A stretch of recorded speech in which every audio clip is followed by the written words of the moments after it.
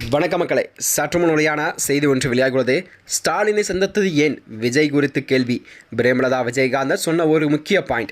வாங்க வீடியோவை மூலமாக காணலாம். அதாவது, திருமாவளவன் கூறும் கருத்திற்கு அவரிடம்தான் கேள்வி கேட்க வேண்டும் என்று, அதற்கு பதில் என்னிடம் எதிர்பார்க்க கூடாது என்றும், அதற்கு நான் பதில் சொல்ல முடியாது என்பதை முதல்வரை சந்திப்பதற்கு காரணம் அரசியல் நாகரிகமாக கருதி உடல்நலம் பாதிக்கப்பட்டதால் மரியாதை நிமித்தியாகத்தான் நாங்கள் சந்தித்தோம் என்று கூறியிருந்தார். சாதாரண சந்திப்பு வேறு, அரசியல் சந்திப்பு வேறு என்று சேலத்தில் பிரேமலதா விஜயகாந்த் அவர்கள் விளக்கம் ஒன்றை அளித்திருந்தாராம். அதாவது, சேலம் இரும்பாவை பகுதியில் உள்ள தனியார் கூட்டு அரங்கில் தேமுதிகவின் ஆலோசனை கூட்டம் நடைபெற்றதாம். அதில் பங்கேற்ற பொதுச்செயலர் பிரேமலதா விஜயகாந்த் அவர்கள் முன்னிலைதான் நடைபெற்றது. அப்போது பேசிய அவர், வருகின்ற தேர்தலில் தேமுதிக ஒரு மிகப்பெரிய ஒரு அரசியல் மாற்றத்தை செய்ய உள்ளதாகவும், அதற்கு கேப்டன் தான் அவர்கள் வழியில் இருக்கும் தொண்டராகிய நீங்களெல்லாம் கண்டிப்பாக கவலைப்பட வேண்டாம் என்று நம்பிக்கையும் தெரிவித்திருந்தார். நிச்சயம் 2026 தேர்தலில் ஒரு மிகப்பெரிய ஒரு வெற்றியை தேமுதிக பெறும் என்று அவர் உணர்த்தியிருந்தாராம்.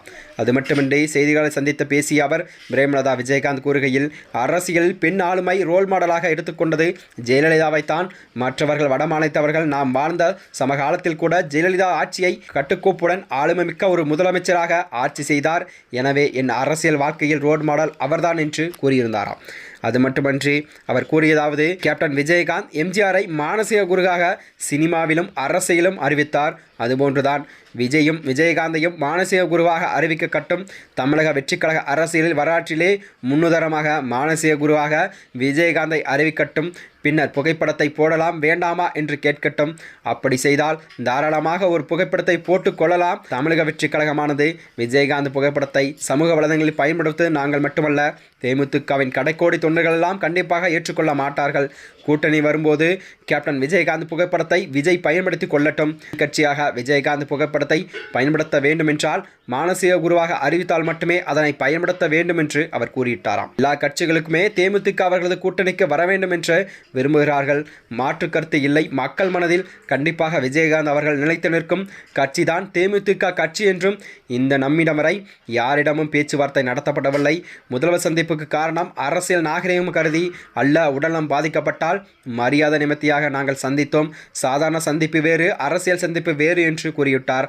அவர்கள் எல்லாம் சந்தித்தால் கூட்டணி உடனே ஆகிவிடாது. உணவகத்தில் சந்தித்தால் கூட்டணி, புகைப்படம் வந்தால் கூட்டணி என்று கூறுவார்கள். அதெல்லாம் இல்லை. தமிழகம் முழுவதும் கண்டிப்பாக 234 தொகுதியிலும் சென்று கட்சி வளர்ச்சி ரத யாத்திரை வெற்றிகரமாக முடித்த பிறகுதான் மாநாட்டில் தெளிவாக அறிவிக்கப்படும். இதுவும் இப்பொழுது சொல்ல முடியாது என்பதை கூறியிருந்தார். உரிய நேரம் வரும்பொழுது நானே கண்டிப்பாக சொல்வேன் என்று அக்கட்சியின் பொதுச் பிரேமலதா விஜயகாந்த் அவர்கள் தெரிவித்திருந்தார். அது மட்டுமின்றி கூட்டணி ஆட்சி என்பது தமிழ்நாட்டிற்கு மக்களுக்கு ஒரு நல்லதுதான். கூட்டணி வரும்பொழுது அதை நான் கண்டிப்பாக சொல்வோம் என்று பிரேமலதா விஜயகாந்த் அவர்கள் அக்கூட்டத்தில் தெரிவித்திருந்தாராம்.